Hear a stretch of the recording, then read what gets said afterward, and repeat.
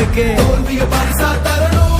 காவி அடிக்கிற பாவிகளை தாவி ஓட விடு ஸ்டாலின் குரல். ஒளிய திணிக்கிற ரொட்டிகளை கிழிச்சு தொங்க விடு ஸ்டாலின் குரல். காலை உணவு திட்டம்னு பிள்ளைங்க மனசுல ஸ்டாலின் குரல்.